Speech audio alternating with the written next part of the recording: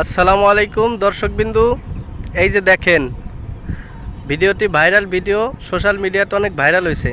এই যে ভিডিওটি দেখেন, ভিডিও সম্পূর্ণ দেখলে আসলে বুঝতে পারবেন। বিসমিল্লাহির রহমানির রহিম, নাহমাদু ওয়া নুসাল্লি আলা রাসূলিল কারীম, আম্মা বাদ। বন্ধুরা, আপনারা দেখছিলেন গতকাল থেকে এই একটি ভিডিও। এটি হলো মেঘনা উপজেলা থেকে আমি যখন রূপান্তর গাড়ি দিয়ে আসতেছিলাম আমাদের বাড়ি সোনারগাঁ, তখন আমি এই অসম প্রেমের একটি সিনারিও দেখতে পাই। তখন আমি আসছিলাম হইল গিয়ে এই উদ্দেশ্যে গেছিলাম একটি কাজে। আমার শালার বউ, আমার বড় শালার বউ বিদেশ থাকে, কুয়েত প্রবাসী আমার সম্বন্ধী।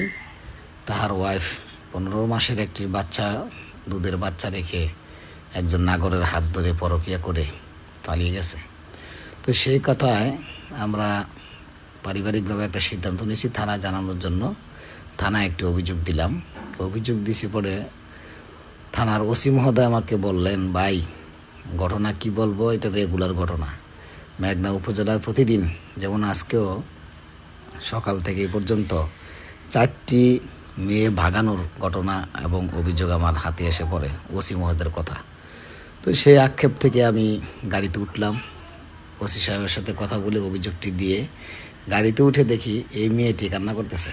মেয়েটিকে নেওয়ার জন্য এই ছেলেটি ঢাকা থেকে আসছে। এই ছেলের নাম হৃদয়, তার বাড়ি বিভিন্ন জায়গায় বলছে। ছেলেটি দেখতে যে রকমের বকাটে বকাটে মনে হচ্ছে, ঠিক অ্যাকচুয়ালি বকাটে ছেলেটি।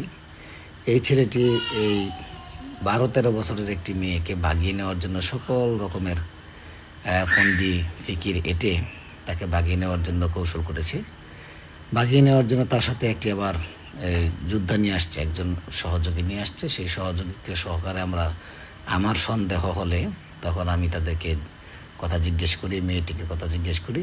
মেয়েটি তখন বলে যে আমি পালিয়ে যাচ্ছি। তো পালিয়ে যাচ্ছি মেয়েটির বয়স হলো 12 থেকে 13 বছর। এটা তো পালানোর বয়স না। একে তো মেয়ের বয়সও নেই, অন্যদিকে ছেলেটিরও বয়স 15 থেকে 16 বছর। এই ছেলেরও বয়স নয়, ছেলে বেকার, ছেলে বকাটে এবং কোনো কামকাজ করে না, লেখাপড়া করে নাই। তো এই ছেলের কথাবার্তা খুব ডেসপারেট কথাবার্তা। তো সেই জন্য আমরা গাড়ির মধ্যে যারা যতগুলি যাত্রী ছিলাম সবাই মোটামুটি এই ছেলেকে আমরা এই জেরার মাধ্যমে তার সকল তথ্য আমরা বাইর করলাম যে ছেলে এই মেয়েটিকে ভাগিয়ে নিয়ে যাচ্ছে। তো আমরা এই ছেলে আমাদের সাথে খুবই খারাপ ব্যবহার করছে। ব্যবহার করার কারণে আমরা মোগাপাড়া চৌরাস্তা, আমাদের সোনারগাঁ, এখানে যেহেতু সে ঢাকা নিয়ে যাচ্ছে মেয়েটিকে, আমরা প্রথম ভাবছিলাম যে মেঘনা থানায় হ্যান্ড ওভার করবো, কিন্তু মেঘনা থানায় হ্যান্ড ওভার করা দিয়ে আসা আবার একটা সময় সাপেক্ষ লাগতেছে এবং আকাশের অবস্থা ভালো না, বৃষ্টি নামবে, সেজন্য গাড়ির মধ্যে ছিল, গাড়ি চলমান অবস্থায়। তারপরে আবার হঠাৎ করে ভাবলাম যে ববেরচর, গতারিয়া উপজেলার ববেরচরে দিয়ে যাব। তো সেক্ষেত্রেও আমরা এটা হলো না, যেহেতু আমার বাড়ি এবং আমার সোনারগাঁ আমাদের একটা প্রভাব আছে, যেহেতু সে মিডিয়ার সাথে আমরা জড়িত। তো সেক্ষেত্রে আমরা বললাম যে সোনারগাঁই নামাই। সোনারগাঁ ওসি মহোদয়কে আমি তখন ফোন দিলাম। সোনারগাঁর ওসি মহোদয় ফোর্স পাঠালেন। ফোর্স পাঠিয়ে কলাপাতা রেস্টুরেন্টে আমরা বসালাম। কলাপাতা রেস্টুরেন্টে বসা তার কাছ থেকে তথ্য জানলাম, ছেলে এবং মেয়ের কাছ থেকে তথ্য জানলাম। মেয়ের বাবা থাকে বিদেশে, সেখান থেকে আমাদেরকে ফোন দিয়ে বলছে তাদেরকে আটকান, আমার মেয়েকে ভাগিয়ে নিয়ে যাচ্ছে। যাই হোক, আমরা পরবর্তীতে থানায় দিলাম।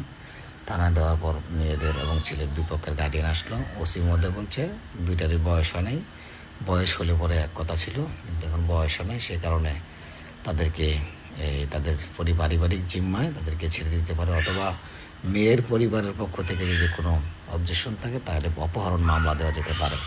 আমরা সেক্ষেত্রে অপহরণ মামলা না গিয়ে আমরা দুই পক্ষকে মিউচুয়াল দিয়ে এবং আন্ডারটেকিং নিয়ে একটি লেখা নিয়ে আমরা দুই পক্ষকে ছেড়ে দিই। মেয়েটিকে আমরা অনেক বুঝিয়ে সুঝিয়ে মেয়েটি কান্নারত অবস্থায় তখন বাড়িতে চলে যাওয়ার উদ্যত হয়, কিন্তু মেয়েটি ডেসপারেট। মেয়েটি দোতলা থেকে লাফ দেওয়ার চেষ্টা করে, মেয়েটি ওয়ালে মাথা ঠুকিয়ে আত্মহত্যারও চেষ্টা করেছে কয়েকবার। এই ছিল গতকালকের এই ছেলে এবং মেয়ের আমাদের সামনে যে ঘটনাটি ঘটেছে সেই মূল কাহিনী। আমাদের কাছ থেকে অনেকে জানতে চেয়েছেন যে পরবর্তী আপডেট কি, সেই আপডেটের জন্য আজকে ভিডিওটি আপলোড করা হলো। আপনার বাগদি আপনি পাইছেন তো? জি ভাই, আপনার বাগদি আপনি পাইছেন তো?